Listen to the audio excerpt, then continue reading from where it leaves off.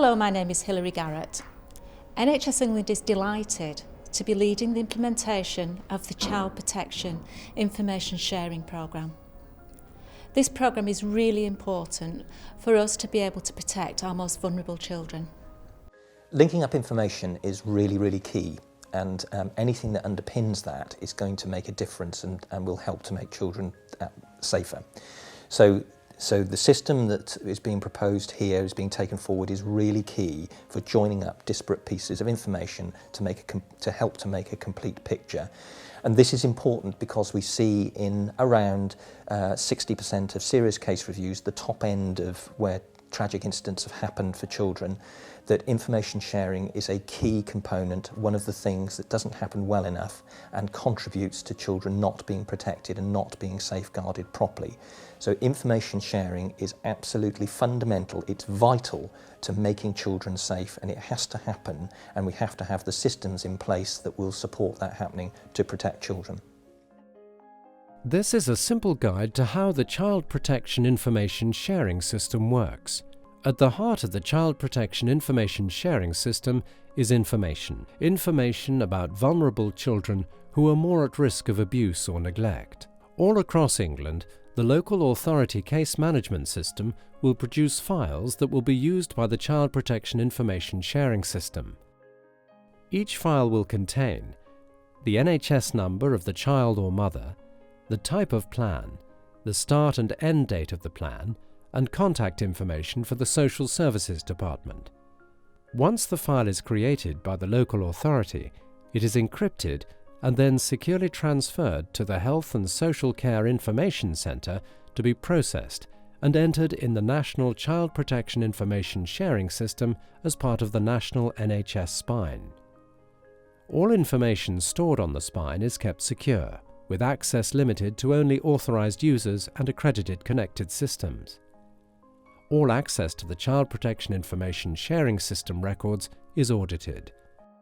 As part of their registration process, whether the child is presented at the hospital, an out-of-hours general practice or walk-in centre, the unscheduled care setting will verify and confirm the child's NHS number.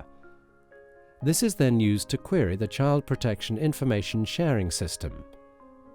Details of the querying organisation's name, in addition to the name and role of the healthcare worker accessing the record, will be included in this query message. If the query is successful and the child is in the Child Protection Information Sharing System, information about the child from the local authority is returned to the computer system at the NHS organisation providing that child's care. How this information is displayed and what business workflow it invokes in the local system is determined by local policies and procedures. The information received from the querying NHS system is written to a file by the Child Protection Information Sharing System, and once a day securely passed back to the local authority detailing whose child record was accessed.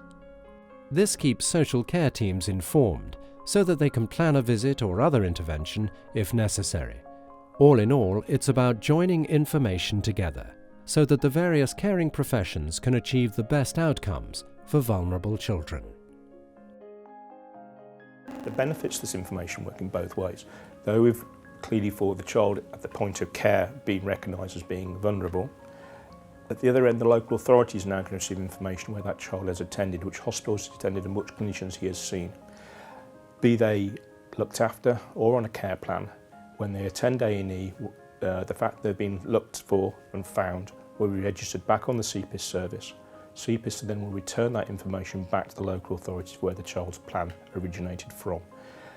Over time, we'd expect to see as a child attends more care settings, an audit trail or an event trail coming up on CPIS.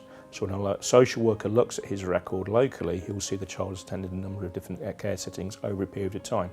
Now, obviously, some of those will be quite innocent, but he has the opportunity to contact an individual care setting and ask why that child attended, and that would help him take his view to if that child's in any more risk than otherwise. So that's how across the interface between health and social care, the exchange of information is going to be improved.